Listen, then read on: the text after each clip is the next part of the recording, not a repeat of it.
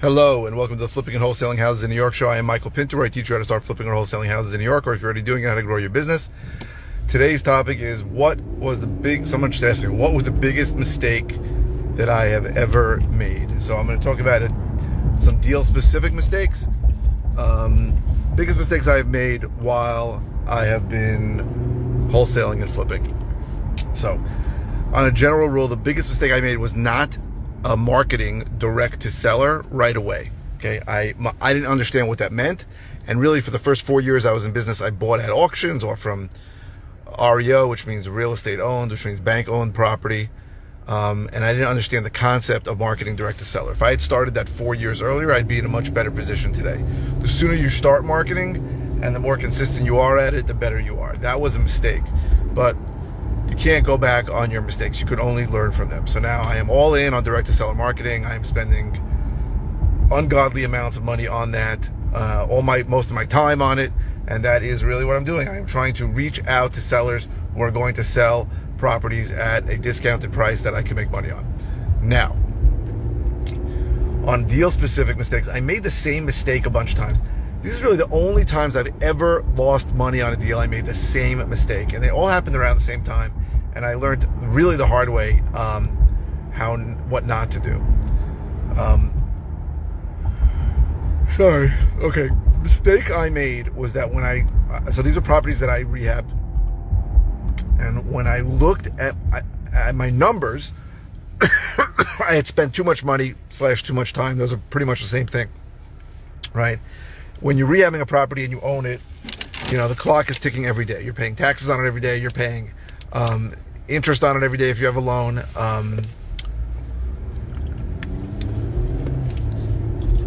The clock is ticking and costs are running up. So if you take longer, it's going to cost more. On these properties, I screwed up, and I'm not going to say I overimproved them because they weren't so great, but I spent too much for what I really should have priced them at to sell. So what I did, and this was the mistake, and you should never do this, is I priced them to sell based on what I wanted to make, right? I priced them too high, which is really the stupidity of it, instead of where I should have. And these were all around the same price and all around the same time, and I was doing a lot of rehabs. This was a time where I really realized that rehabbing is very difficult to scale. And I think they all were like $599 houses, and because I almost spent that much money figuring in what my closing costs were going to be on the sale, I priced them at like $649 or $639, and they all sat. They didn't sell because I was too high. And these three properties, I remember, they all ended up selling at $600,000, around $600,000, which is where I should have priced them to start, and I might have even sold them for more if I had priced them at $599, because when you price things below a psychological number like $600,000, what ends up happening is that people who are looking only up to $600,000 find your house, and sometimes they get into a bidding war. That happens all the time now. I highly recommend you price things low. It's not intuitive, right? And if you're listing it for a seller, you have to they have to trust you, because a lot of people think mistakenly that I'll price it high and that'll leave room for negotiation, but I need to price it higher than I want so that I can come down. And that is not the way things work, especially not today, and certainly not that day. If you think a house is worth $650, you should probably price it at $599, and you'll sell it for whatever the market bears, and you'll probably sell it for more, because more people are going to see it. The way a lot of people who are searching for houses today look is online, and they do a search up to a certain amount. So let's say you think your house is worth $625. If you priced it at $599, you might show it to 10 times as many people, 5 times as many people, 2 times as many people who will see it and come. And once they come, and if they like it, or if they really had trouble or they just try to buy 3 other properties, I just had this with a house. Guy, he got outbid on 3 other properties, so he went really high. He goes, I'm not losing this house, And even though he was searching up to $600,000, he'll pay $640 for it, or $650, and that happens a lot. So you want to price it low. I screwed up and did it the other way. The mistake I made was that I priced anything to sell based on what my costs were. And guess what? Buyers don't give 2 craps what my costs were, and buyers don't give a crap what your costs are. The market is the market, and you have to price things based on what the current market is, and that's it. So that really was my deal level mistakes that I had made. And like I said, it happened 3 times, a long time ago. Thankfully, I haven't lost money on a deal in a long time.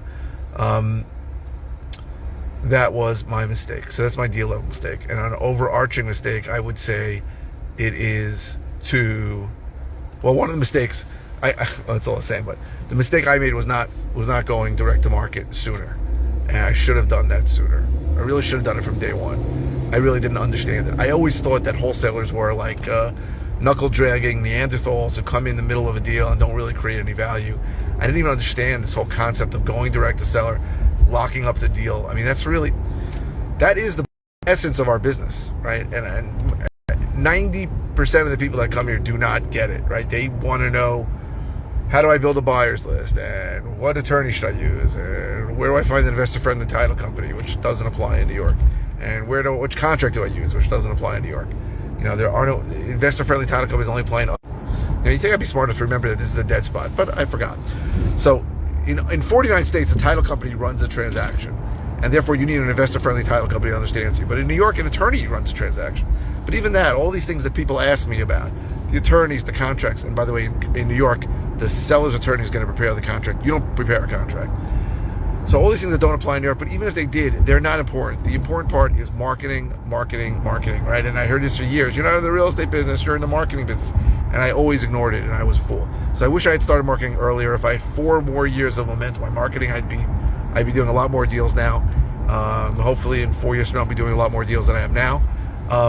And that's really it. So I would say start marketing as soon as possible, and don't ever price anything to sell based on your cost or what you want to make, because no one cares. You have to price it based on the market. And before I put anything on the market, I always look to see, I always reprice it, right? So I may buy something and rehab it for 6 months and then put it on the market, 6 months later. I will check again, can I price it more? Can I price it less?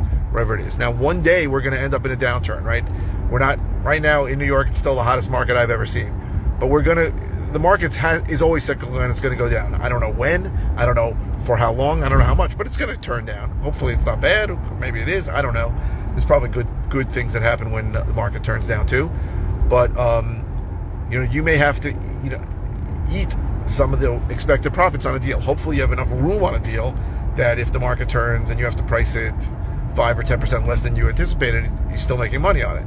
I think if you get into deals at the right price, that won't be a problem. But don't ever price anything based on what your costs are or what you want to show someone or what you hope to make. So always price low. Hopefully this was helpful. If you're interested in all the ways that can help you, go to howtoflipnewyork.com. If you are interested in finding out more about one-on-one coaching I offer, go to coaching.howtoflipnewyork.com. What else? If you're watching on YouTube, please subscribe. If you're watching on any media channel, please click the thumbs up. The likes really help me. And please keep the comments coming. I post 5 times a week. I don't always know what to say. So ask any question. Doesn't have to be about the video you're watching. I try and get to my comments within 24 hours, 48 hours sometimes. If it's a simple answer, I'll just reply. If it's something I've covered before, I'll send you links to a video or multiple videos on it. And if something new, I'll do a new video on it. So thank you very, very much for watching. Hopefully I will not get into an accident when I shut this off. Goodbye.